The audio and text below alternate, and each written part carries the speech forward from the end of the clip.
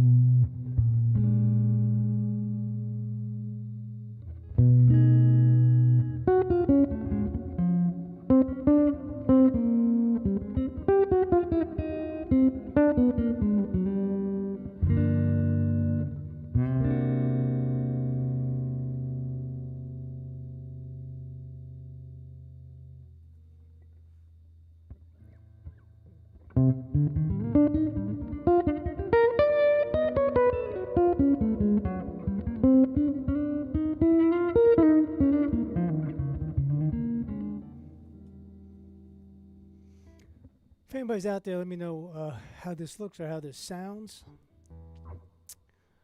I'm getting some kind of thing that streaming currently vibrates and higher than the recommended whatever. So shoot me a thumbs up or anything like that.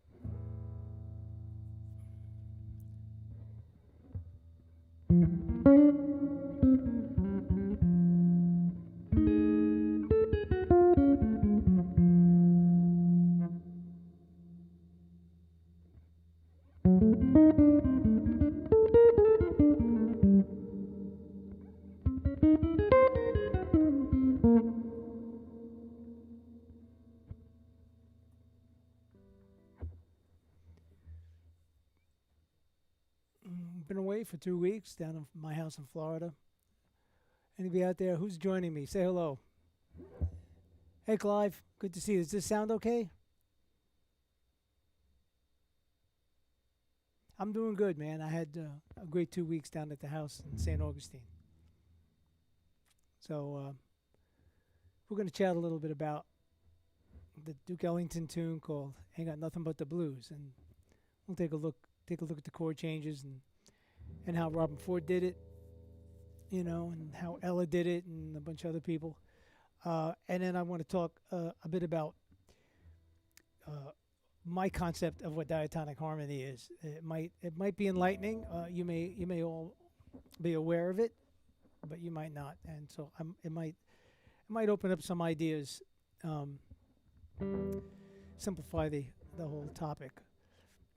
Who else is out there? Hello, Mary Taylor. Everything sounds good out there, Miss Mary? So we'll give it about another 2 minutes, and then I'll start my dissertation.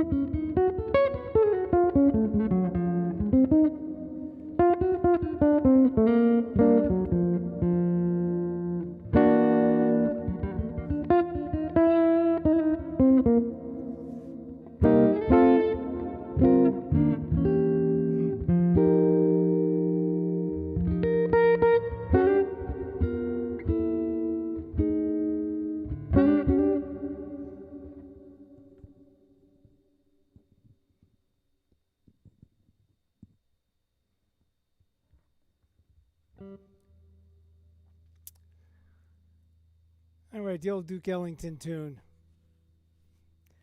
Ain't Got Nothing But the Blues. Written by Duke Ellington and the lyrics by Don George. I think he wrote Beginning to See the Light. He wrote The Yellow Rose of Texas, so I guess he was a pretty prolific lyricist. Anyway, let's take a brief look at it. I guess we'll pull from the Robin Ford thing, and we'll isolate some of the little turnarounds that seem to be pretty prominent in his version. It's if you listen to Joe Williams sing it, you listen to Ella sing it. I'm trying to think of who else I know of that did it. I think Billie Holiday did it. There's a lot of versions of it. Amongst guitar players, I think the Robin Ford one is the most common. Robin's a great guitar player, great sound. This was on his Talk to Your Daughter album, I think. So I did a quick chart on it just to show you some of the things. But it's a pretty basic chord progression with a little kind of like an 8-bar blues with a bridge, which is a cycle 5 bridge, almost like rhythm changes. But Robin and whoever did the arrangement for him had some really nice chord voicings, and we'll go through them. Just like George Benson said, if you don't want me to steal it, don't play it in front of me. So my attitude is analyze the things, get into the people's heads of what they did, whether it's Charlie Parker or George Benson or Wes or Duke Ellington or whoever, and get these ideas and get them under your fingers and reapply them. That's pretty much all we do. It's like learning a language. You learn a sentence, you learn a new $500,000 word that is impressive, and you learn how to put it in a sentence, and after a while it's yours and you speak with it freely and you sound like a Rhodes Scholar. Well, that's what we're working towards as far as playing music. Anyway, let me click this on here and I'll put it on the screen and we'll take it step by step. Let's see. And there it is. I'll move it out of the way, make it smaller.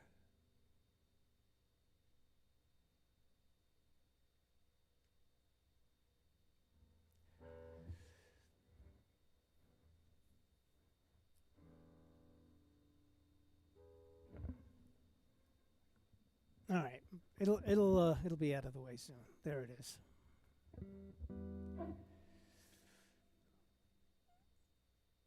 All right, so let's take a look at the first A section. Of course, he starts it with an F7 sharp 9 chord with a sharp 5 on top, and we have this sound. That's how he starts the tune. Then the first chord changes a B flat 7 or B flat 13. And it goes up a half step, which is nothing more than a 5/7 to 1. It's a flat 5 substitute taking you back to the B flat. Then he does a 2/5 to the 6 chord. Flat 5 substitute, that's really D7 or A flat 7. Then G minor. And this is that very unique sound of his, which is a C9 flat 5, and I think he uses a voicing like this.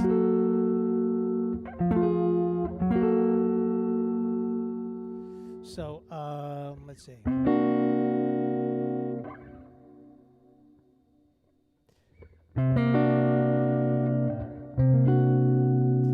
And then we have here's a nice little walk up. It's just C minor 7 F7.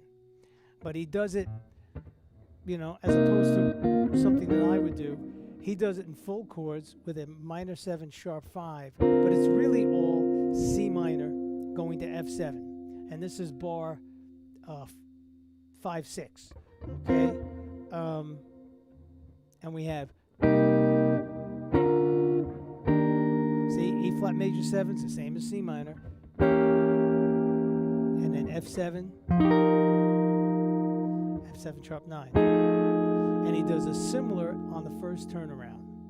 Here it comes. B flat.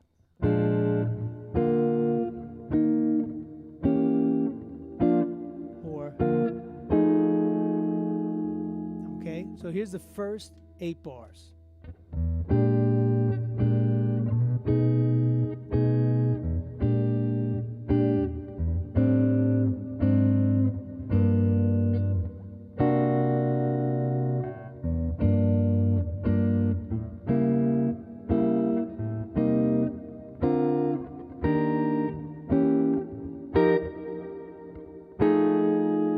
Turn around.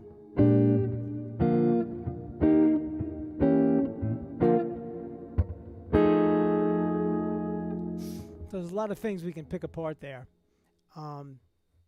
that are extremely useful. Let's turn around. This 2-5 thing is great. You don't have to do it exactly the same voice. You can go, and that E7, that E7, E diminished seventh is kind of like 5/7 going to the F7 right before you jump into it. So if I play it, I'll play different voicings just to show you what that's like. All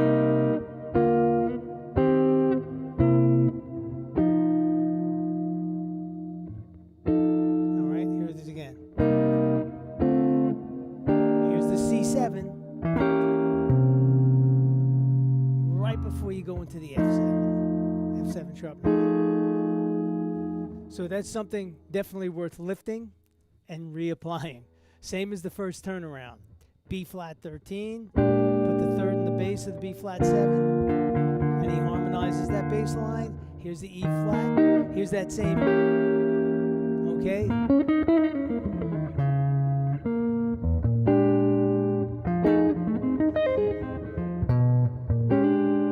And it brings you back, okay? Now let's take the A section again, and let's go through to the second ending, and that leads you in with a E flat 13 chord that takes you to the D9, okay, which is nothing more than 5/7 going to D. All right, E flat 7 is the same as A7, so it's a secondary dominant taking you to D. But here it is. Here's the top to the second ending.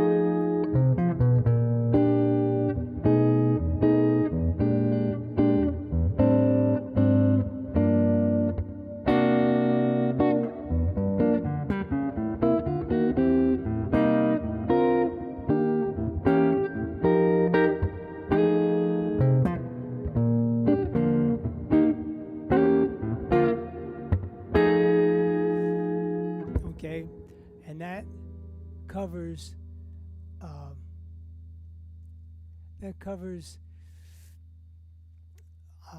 pretty much the majority of the tune. Of course, he modulates at the end. His version goes up. It goes up to, I think, the key of C.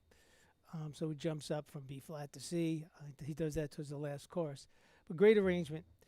So if you look at the bottom, I have 2 examples of the very things that we can pull from this. And reapply.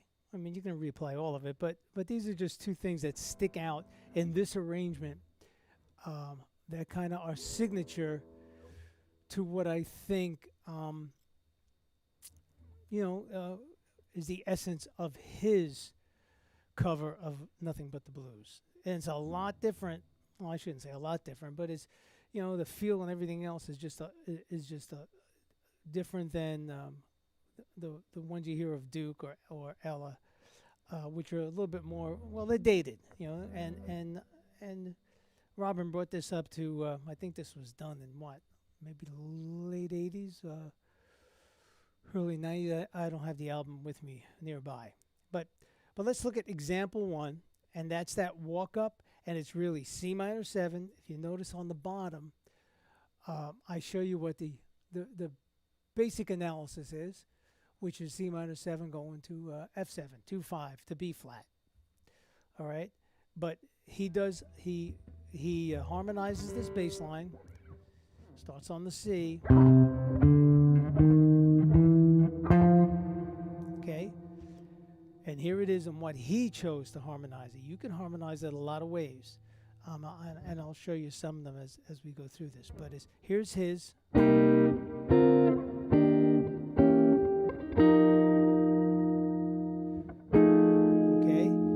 that's what was on his. Now, if you listen to him on different live recordings, you'll notice that he doesn't play it the same way all the time, and nor does anybody. And God knows, people who play with me know I don't do anything the same way all the time. So here it is again.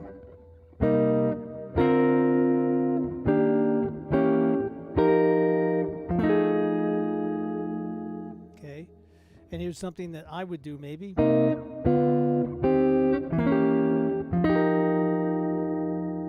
Or another 2-5 you've probably heard me play in the past.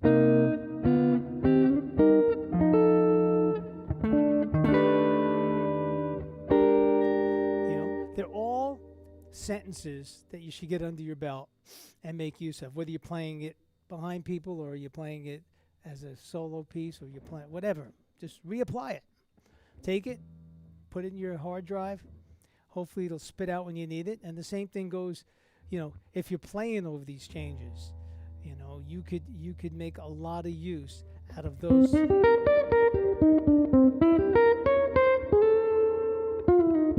See, so what I did is I played on C minor, which is the same as E flat. Then I went to the E7 flat 9, the C7 flat 9, which is the E diminished 7, and then to F7, back to B flat. Okay. Here's another one.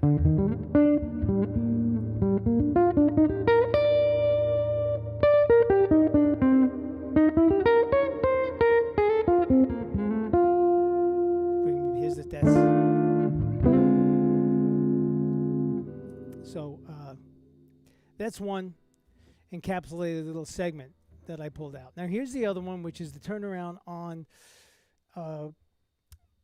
the first repeat, and that is very similar.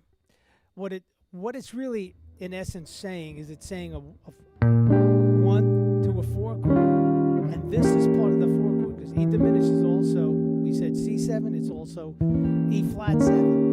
Okay, so it's also E flat 7. So it's kind of like doing this.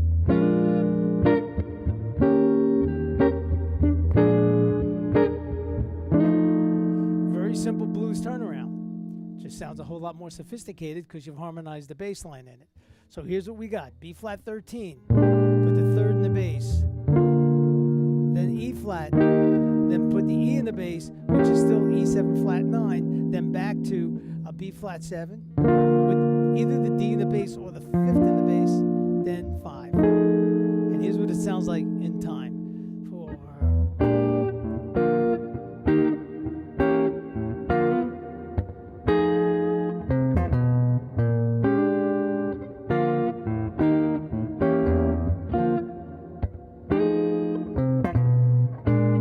Okay, it's just a blues turnaround,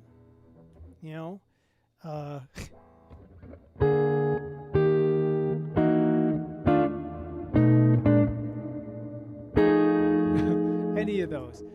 But those are the two things that I extracted from pretty much his basic, his arrangement that we saw on the album Talk to Your Daughter. I do the tune. I use some of these ideas along with everything else that just comes to mind when I do the tune. But there's a lot of fun things in it.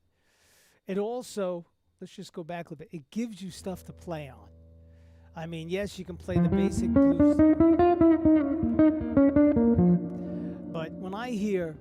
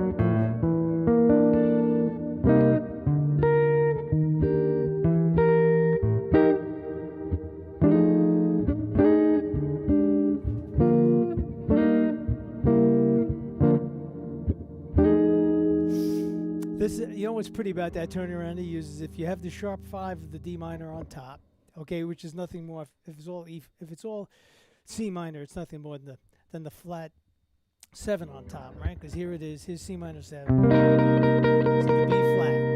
Now he moves that to this, and he keeps the B flat, keeps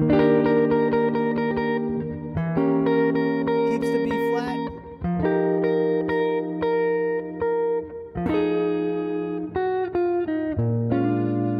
I mean, that's pretty. So, anyway, any questions on that little ditty of Robin Ford? It's a great tune. You know, I do it with Miss Mary. I think she does it in the key of F, I think. But it's a great tune. And it's not your typical, you know, straight 1-4-5 blues thing. So, any questions on that?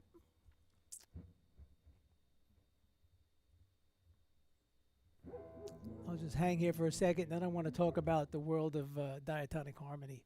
I want to kind of shed some light on that.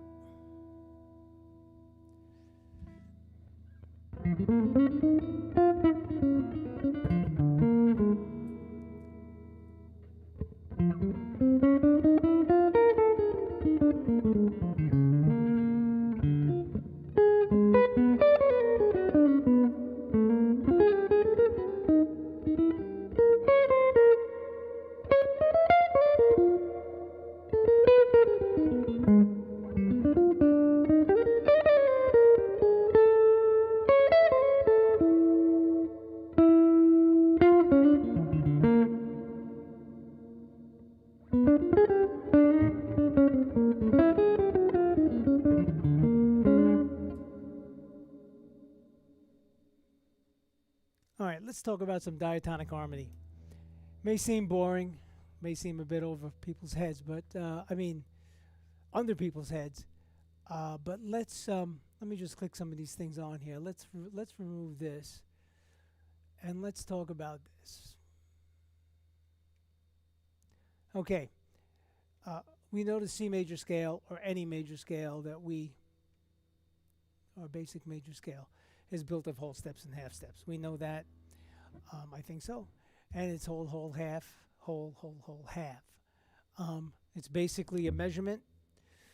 It comes from the chromatic scale, and you go a whole step, a half step, a whole step, a whole step, a whole step, and a half step, and you get what we all know is do, re, mi, fa, sol, la, ti, do. Okay?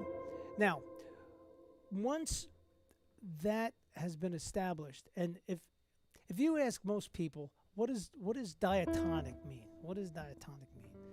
I probably would have said the same thing, a number of decades ago. Oh, it's things built of the family of a major key or of a but that's not exactly um, the true definition, at least in my mind. And that's only because it's called dia. Dia to me means two. You know, diametrically opposed, dichotomy, dialogue. Dialogue happens. It's not a monologue. It's a dialogue. Two people have to participate. So let's think that through for a second and figure, what do we really mean about diatonic? What does that mean? Well, in my mind, anyway, it means two. But what is there two of if everything is built from a given major scale? All right. Well, let's kick on this next little ditty, which this is just an explanation, so I'll lose that, of whole steps and half steps, which I just outlined for you. Okay, let's go to here. You know, that's all our scales. Let's lose this. All our scales starting from a different pitch center, but with the same measurement, and that's why there's such a thing as key signatures, right? Because you start on a different pitch center. You start on F. You got to keep the same measurement, so therefore you have to institute a B flat to make the half step in the right place. So hopefully everybody understands that. If you don't, just shoot me a question real quick. But I just want to get to the diatonic harmony, so I'm going to pass by this.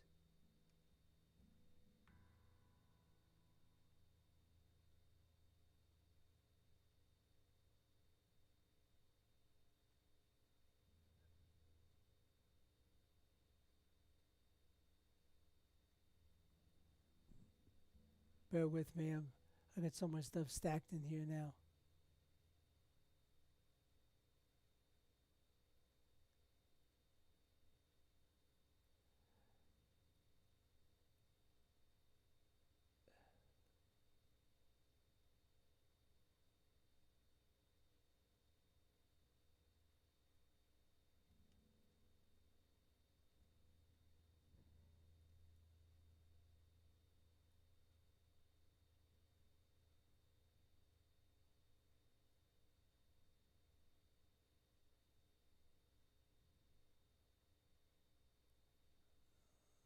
Come on, where are you? Drop two, drop three chord voicings.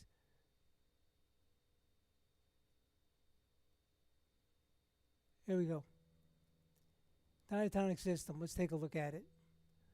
Okay, let me lose this one. All right, here's our diatonic system in the key of C. Our diatonic triads, our diatonic seventh chords. Seventh chords are basically the stack of four notes tertially or in thirds. So you start on a C, you go to E and G and B. Now, let's look at this for a second. Below, isolating away from the triads because they're just a scaled down version of the seventh chords in the diatonic system. You'll see that there's T, S, D, T, S, D, D, T, D. What does that mean? Well, what it means is tonic, subdominant, or some people call them predominant, and dominant. Now, what are the sounds we're talking about? Well, we're talking about a tonic sound, which is restful in the key. We're talking about a dominant sound that's domineering, demanding, like a dominant personality. Okay, it needs some kind of resolution. And then the subdominant that falls in the middle. Okay, well, I like to group subdominant and dominant as one sound. Okay, and I'll tell you why.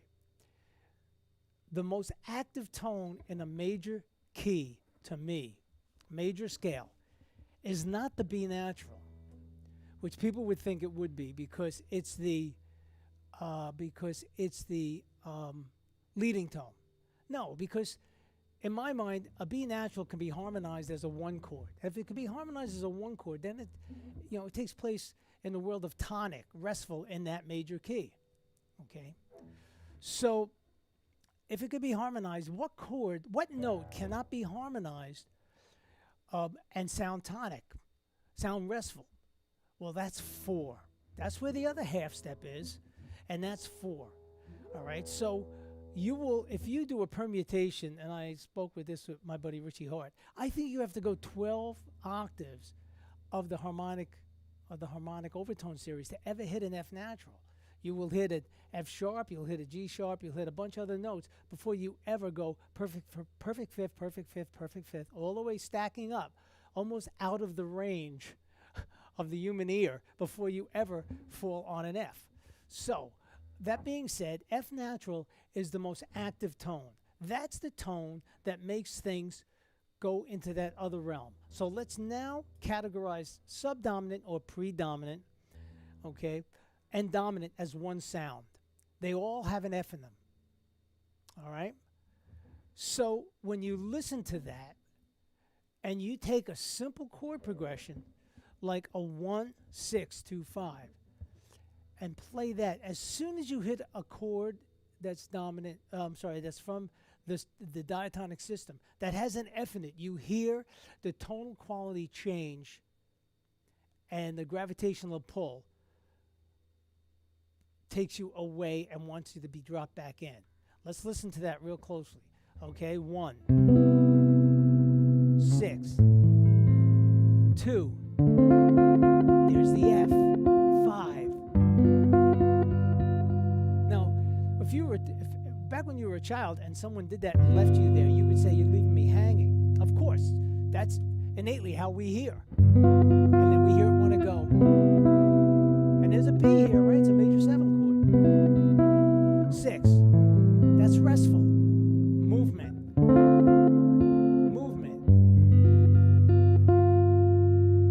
Okay, so diatonic to me means 2 sounds. They live within that same system, but there are 2 sounds. One is restful, and one is movement. Okay? It's real simple. Your ear hears it all day long. So, that being understood, the adding of the note F in just, let's say, a 1, 6, 2, 5 automatically brings your ear to the dominant world. You're not going Ionian, Aeolian, Dorian, Mixolydian. I don't know anybody that solos like that. But watch what happens if I'm playing 1, 6, 2, 5, okay?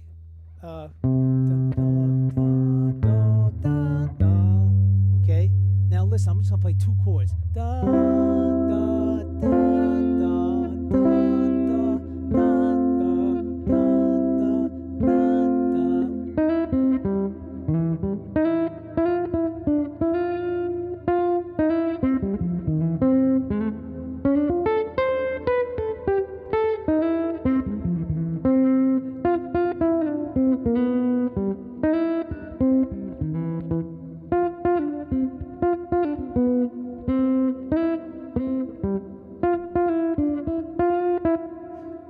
sitting there going Dorian, Aeolian. I'm just making that movement to the dominant world, okay? Now, if you understand that, then you can look back at your major pentatonic scales and realize that when they were first incorporated, our traditional one of C major pentatonic, think about the notes that were extracted from the C scale. Well, they extracted the 4th and the 7th. The most active tone, 4, and the, semi-active tone, the B natural, and they were extracted, and so you wound up playing, okay, and then the dominant sound would be based on everything coming from an F pentatonic or a G pentatonic.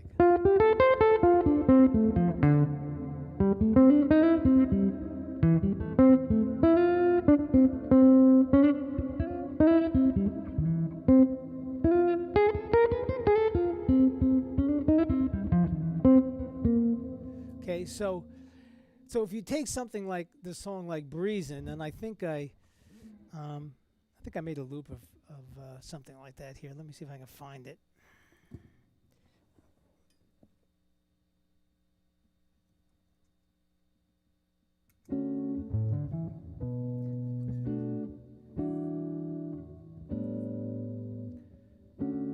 Can you guys hear that?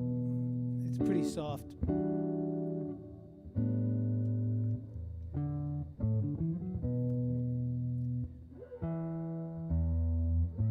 So that's 1-6-2-5 in the key of D. Okay? So now watch. Here's the D.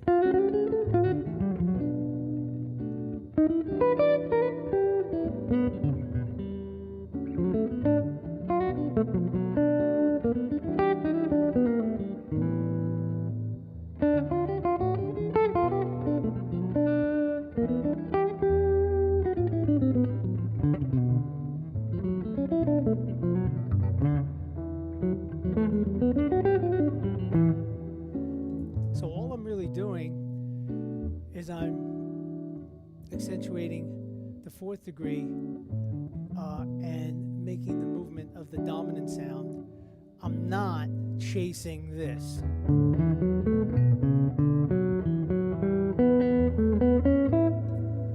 Okay, I'm making a melody, and as that sound shifts and goes to the dominant area, okay, I make that move to my dominant area. Now, as you get better at making that sound, you'll realize you don't need accompaniment for people to hear your melodic content and your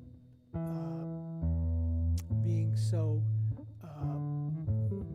decisive, I guess is a good word, on the chord change. You know where you are in the song, you know, and you're playing those sounds with conviction. Now, once you get that going, then you can superimpose other chords, simply like maybe a flat 5 substitute, to add more of that dominant quality before you come back into the restful area. So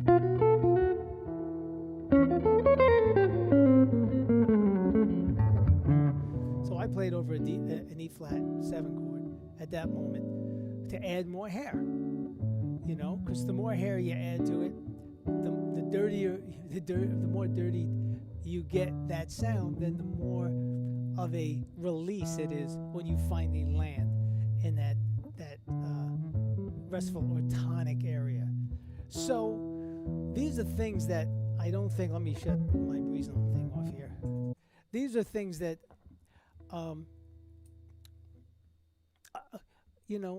escaped me early on. You know, I mean, I was talking with a former student of mine, and someone I'm very proud of. You might have known him or seen him on here. He's a great, world-class guitar player and educator, Barry Green. I've known Barry since I think he was probably 15 years old. And we were chatting about that. And yes, everybody says diatonic. What does it mean? Oh, the family of. No. Then why call it dia? So dia, there's a reason for dia. And dia means that there's two qualities in that system. One being restful, one being movement. Or if you want to give it a higher definition, one being tonic, one being dominant. You know, it's a simple thing. Dominant personality is a demanding individual, you know. So those are the simple ways I think about it. That was also brought to light with me with my experiences hanging with who I call my big brother, George Benson, is because, you know, we chatted about that. My buddy Richie Hart, who you may or may not know, he's we're dear friends and old Berkeley classmates. He teaches the West course in up at Berkeley still, and Rich. We sit and chat about that. People don't realize you're in the key of C. As soon as you hit the note F, and you're on a D minor 7 or a G7 or a B minor 7 flat 5 or F major 7, you're in the dominant, the first level of dominance. So anyway, I hope that kind of sheds a little bit of light on this. Any questions about this stuff? I'm like spitting out things, and I hope it's landing or lighting up, shining a light on stuff. When you sit and practice, and you realize when you hit the note F that it's moving you to that dominant sound, or the fourth note of any major key, or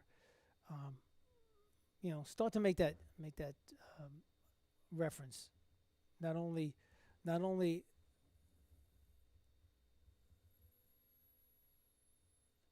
how are they related to tetrachord? Okay, the tetrachord. Okay, and that could be another dia thing. Clive just asked me, and are we tetrachords always symmetric in the diatonic system? Yes. Well, a diatonic system of a major key, yes. A major scale, yes. And they're joined by a whole step, But if you notice that, the tetrachord does not really determine whether it's a dominant sound or not. It's just basically saying we have 2 4 notes. We have 4 notes and 4 notes, and they are symmetric, and we join them with a whole step. Okay. I once had to do a little thesis for one of my former teachers, another great educator, Dennis Sandoli. And he said to me, okay, Russ, I want you to take 2 octaves, and I want you to write out every tetrachord. Well, just like a pentatonic scale, any 5 notes is a pentatonic. We just have our traditional ones. Well, any 4 notes is a tetrachord, okay? And so I wound up with volumes and volumes and volumes of any different ways of grouping 4 notes, and that's only remaining within 2 octaves. So was it laborious? Absolutely. Did I learn from it? I don't know. It was another one of those things to justify the statue of the thinker. It made me think a lot, but yeah, I guess you could say a tetrachord and a tetrachord. That's a dia, 2 of them. There's 2 of those, But let me see. I am just on the edge of understanding this stuff. Fascinating. So, all right. So, yeah. I mean, I'm not saying to not think about the tetrachords, but just think about the notes. Okay, I'm going to go one step further. Okay, there was another great educator called George. His name was George Russell, and it was called the Lydian chromatic concept. And what he was trying to teach people, or let people understand, is that if you harmonize a C major 7 through all the way through all of its tensions, at least through 2 octaves, you will find that you'll never fall on the note F. You'll fall on F sharp, which takes you to the Lydian world, and I hate to keep using these modal statements, but it takes you to where you hit an F sharp at the top. So I'll play that for you. C, E, G, B, D, F sharp, A. Listen to this. C sharp, G sharp. I mean, have I touched an F yet? No. Watch what happens if I even play a C note at the very end. It's like, see, because that's not going up the harmonic series, the overtone series. So what he was trying to say is that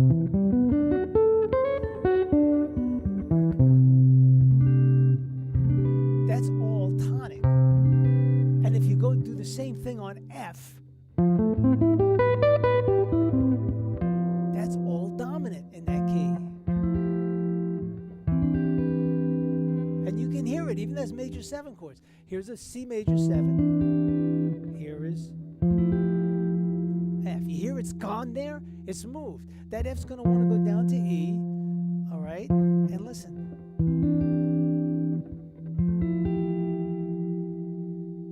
slightly in a different realm and brings you back. Okay, so that's what George Russell was referring to with his Lydian chromatic concept, is that when you extend the major 7 to the 9 and then the 11, it's the sharp 11, which is derivative of the Lydian scale, which in this case is the G major scale, which C major 7 is the 4 of.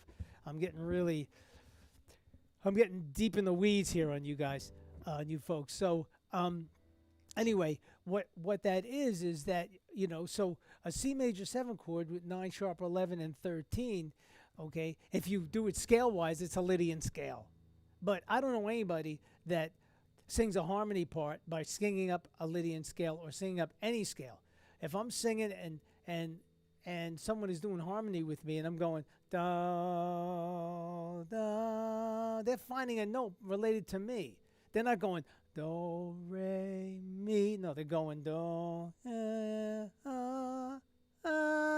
flat 7. Okay, they're finding a note related. Okay, so no one's running up a scale. Chord scale relationships started way after. I don't think Charlie Parker knew what a Lydian flat 7 scale was, and or an altered dominant, and God knows George Benson. Everything's based on harmonies and melody, and so when I improvise, I'm thinking of chord tones and extensions, and use all 12 notes and make them resolve. So anyway, getting back to the diatonic system. So within the world of diatonic, the diatonic world, there are 2 sounds, and they are separated by tonic and dominant. So, and in this case, the F, or the 4th degree, is the most active tone in a major scale. Now, there are other scales, and I'm going to get, again, deep in the weeds. There are other scales, harmonic minor, that have its own set of its diatonic system of what's dominant and what's tonic in harmonic minor. Okay, one scale that does not have a diatonic system is the jazz harmonic minor, or melodic minor, not traditional, which goes up one way and down the other, but a jazz melodic minor. That's the terminology from Berkeley days. Okay, that any chord is the same as any other chord. Depends on just what the bass player wants to put in the root. So there's no real internal struggle in that chord. So there are a lot of people that will do a chord melody and use that as one of their main tools to harmonize. So everything. So for instance, a C melodic minor is C, D, E flat, F, G, A, B flat, C. Okay. So, and in that, if you want to do the modal thing, there's the altered dominant called mode. There's Lydian flat 7, but if you harmonize every one of them in a diatonic system, every note there, every chord there, can be replaced for each other. Okay, so if this is a here, okay, so this is an E flat major 7 augmented, okay, or sharp 5, which is also a C minor. So any chord that lives in the realm of that diatonic system is one and the same chord, just different groups of notes you can play, and they can be in replace of each other. Now, does that make it pretty convoluted? Yes. Can you make use of them within the other systems? Sure. Okay. It's great to go like this, 2, 5, and now I use the C major 7 sharp 5, or augmented major 7. Okay, or okay, for a G7, which is an A triad with the flat 7 in the bass. Okay, beautiful sounds, and mixed with all your other stuff, work great. They work great. So anyway, I'm getting deep in the weeds. I'm sorry, but bringing it all back to square one. Diatonic system, 2 basic sounds. I marry the subdominant sound with the dominant sound, as did Charlie Parker, as did George. Most musicians I mean, yeah, if you're playing on a rock and roll blues and the chord is G7, yeah, could you play D minor 7 and marry it to that? Sure. It's going to make it sound like a G7 sus4 chord if you're, if you're targeting the C natural. But uh, in most any other realm, 2/5 is one sound. Okay, two prepares you for the five, but it doesn't necessarily have to. If you analyze the stuff we talked about of Charlie Parker in the past weeks, and you'll notice that the chord symbol says C7 or it says G minor, but he plays some of the same exact lines. And like Barry Harris said, G minor and C7 is nothing more than the G minor 6 chord, all the same sounds. So, um, any questions about that? Any questions about Nothing But the Blues? I hope there's some ideas in there that you can abscond with and make use of, so that you don't find yourself playing things exactly like the record. Do the study, take it, make it part of um, your repertoire, and have it come out spontaneously, and now you own it. On Saturday, I'm doing my guitar chat. I'm going to do it at 12 o'clock Eastern Standard Time, 12 p.m.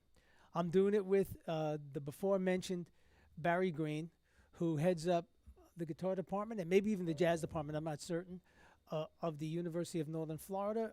He and I got to visit, and I guess we'll soon be back to being neighbors again since I'll be moving to St. Augustine at some point in the not too distant future.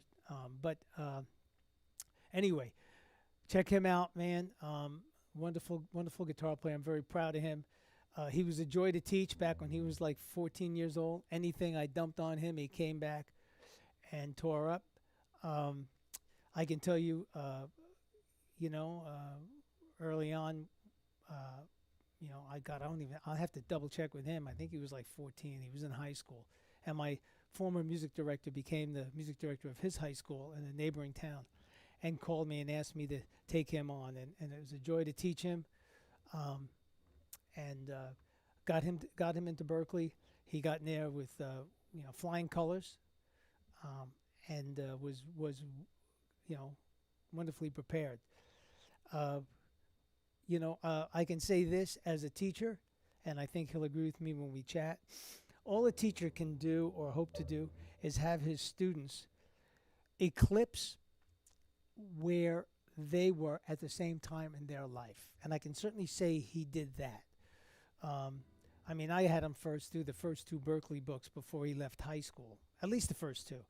Now, I wasn't. When I was in high school, the first Berkeley book finally came out. My teacher then put me through it, so I knew that one when I got to Berkeley. But he was, he was prepared. And you want to have your students eclipse you until they get to a point where now they have their own voice, and you appreciate them for their individuality on how they approach music, guitar, I guess life in general. Barry has his great voice. He has his way to communicate with his students. So check him out if you haven't. He's on YouTube. He has a great teaching practice on YouTube, as well as I'll tell you, when I got to St. Augustine, which is not far from Jacksonville, where he is and where he teaches, I was introduced, which makes me very proud, as Barry Green's former teacher. So he made a legend for himself there, and greatly deserved. So tune in for that. We're going to be talking about funny anecdotes, licks, inspiration, students, the music education at this point in the world, improvisation, jazz, blues, what have you. So noon on Saturday. I'm going to try to do a guitar chat every so many weeks on a Saturday. Last time I had my buddy John Tropez, who, pretty well known and big part of the back then studio scene, I guess New York's version of the Wrecking Crew.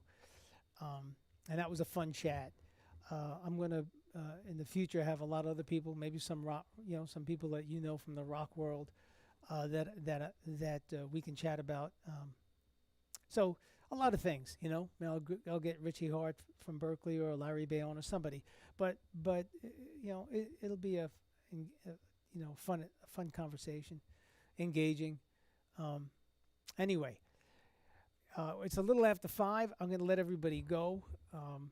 Enjoy your Thursday night. Is there anything of question of stuff that I've discussed? And I covered a lot, so I'm so glad you guys can rewind it and listen to my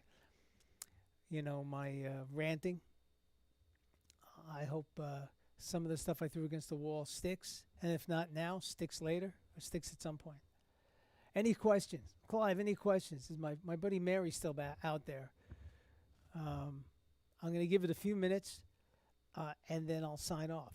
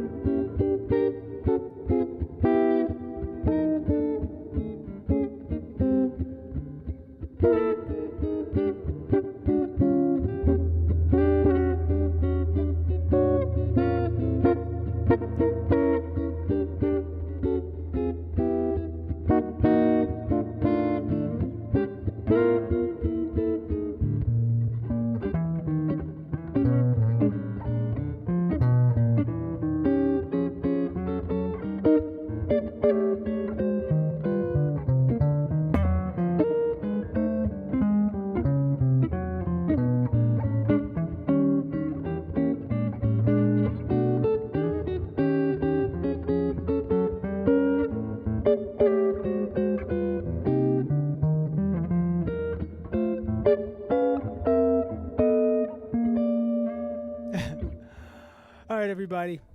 Thank you, guys. Um, so it's always a pleasure having everybody here. Spread the word. Tell people to subscribe. You know, it's growing slowly, but it's still a joy to do. I'm not here for, you know, for a popularity contest. So, you know, shoot me questions. You know, I mean, you know, you can find my email, um, and you can find my website.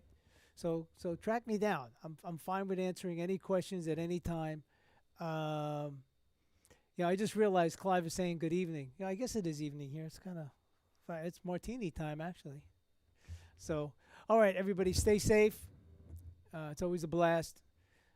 Bless you all, and I'll chat soon. All right, be well.